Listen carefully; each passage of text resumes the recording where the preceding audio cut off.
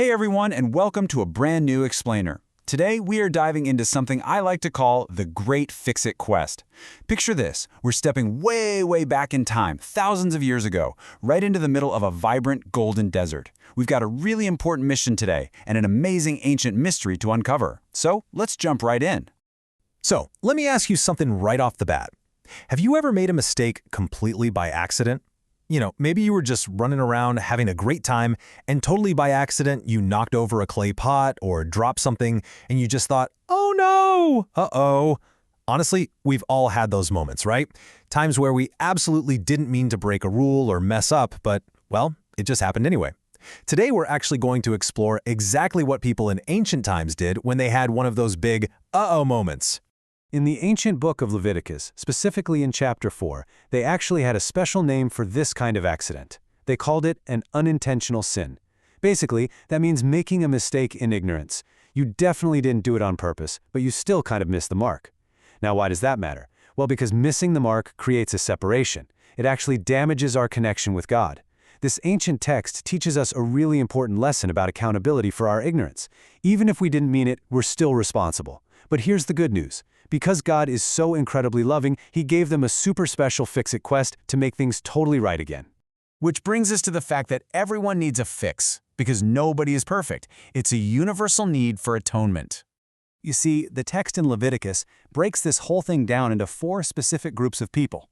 First up, you have the high priest. Then you've got the whole community. Third, the leaders, and finally, just everyday individuals. This is absolutely crucial because it illustrates that from the highest, most important leaders down to regular, everyday folks, everybody is in the exact same boat. Every single person falls short, and everyone needs God's forgiveness. But there's a catch. Different roles actually mean different rules. Essentially, bigger jobs require bigger fixes.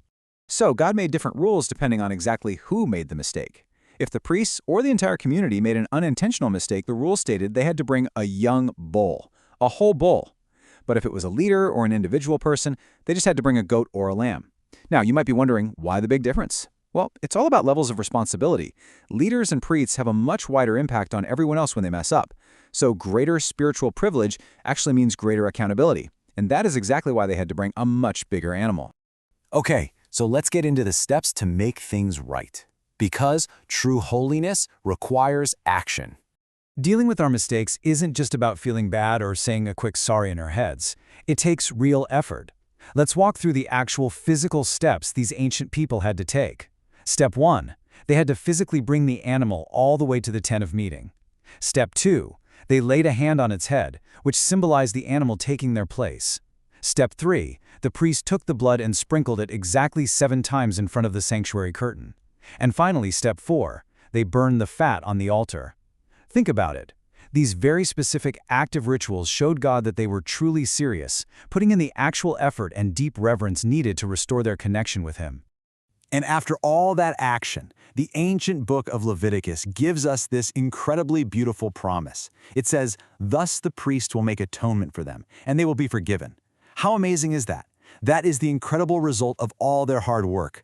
Total, complete forgiveness, and a perfectly fixed, restored relationship with God. Now, all of this actually points to the ultimate fix. It's a powerful foundation for grace. And this brings us to what I think is the absolute best part of this whole explainer. For Christians, all of these ancient step-by-step rules from Leviticus chapter 4, the bulls, the goats, the tabernacle, they actually foreshadow Jesus. He is the ultimate, perfect sacrifice who permanently restores our relationship with God. It shows us that God earnestly, truly desires to restore and forgive every single person who comes to Him. Jesus is the final answer to the great fix-it quest. What an absolutely incredible journey through the ancient desert today. It's so amazing to discover just how much God loves to fix our hearts. And it leaves us with a really big question to think about.